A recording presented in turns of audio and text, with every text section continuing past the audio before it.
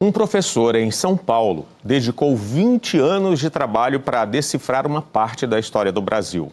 Ele traduziu 6 cartas em tupi, escritas no século XVII, para o português. É o primeiro relato conhecido de indígenas do período colonial. Se a história é contada pelos vencedores, essa é uma exceção. Paitupana, Eche, Paperim. A história narrada na voz dos derrotados, né? Os índios escrevendo a história.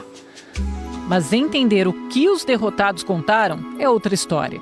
O professor Eduardo Navarro, da USP, é autor de um dicionário de tupi antigo, idioma falado pelos índios que habitavam o litoral do Nordeste quando portugueses e holandeses disputaram as terras brasileiras.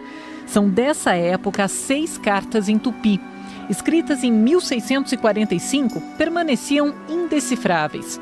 Um enigma que o professor se propôs a resolver. Houve dias, por exemplo, que eu precisava ficar, horas para decifrar uma linha destas daqui, sabe? Um dos problemas é que as palavras foram escritas com sílabas separadas, que se juntavam à palavra seguinte. É como se Guimarães Rosa tivesse escrito desse jeito. E só depois de muita tentativa e erro fosse possível entender a frase correta. Levou 20 anos, mas o professor Eduardo Navarro traduziu as cartas. Descobriu que foram enviadas para os índios aliados dos holandeses pelos parentes que lutavam do outro lado, o dos portugueses. Felipe Camarão, ele escreveu 3 cartas para os seus primos, seus parentes. Pedro Poti era seu primo, e aí ele diz: nós perdoamos tudo e venham para o nosso lado.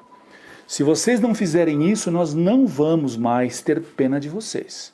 Nós vamos ter de fazer aquilo que nós não queremos, ou seja, matá-los, Em outro trecho, Felipe Camarão, líder indígena que estava a serviço dos portugueses, lamenta o domínio europeu. Não posso deixar que as tradições do nosso pai, do meu finado pai, sejam esquecidas, sejam abandonadas. Isso realmente estava sendo um motivo de angústia para eles. Nós vamos perceber aí na correspondência, sabe? As cartas foram respondidas, mas ninguém sabe o que aconteceu com as respostas.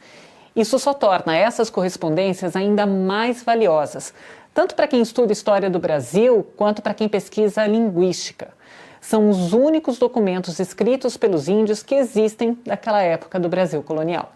Para essas pessoas que vivem na Baía da Traição, na Paraíba, valem ainda mais. São os índios potiguara, descendentes de Pedro Poti.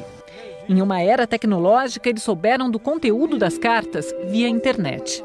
Bom dia, Pedro Potiguara, como está você?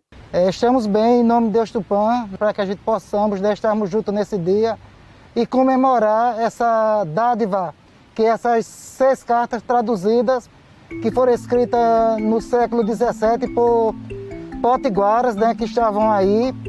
E isso para nós é uma relíquia. Mas essa relíquia não está com os índios, e sim na Biblioteca Real da Holanda, onde estão todos os documentos que pertenciam à Companhia de Comércio das Índias Ocidentais. Agora, os potiguara querem que as cartas sejam devolvidas ao Brasil. Isso para nós é um marco histórico que vai ficar em nossas vidas marcada para sempre. Aico Guabeté, muito obrigado.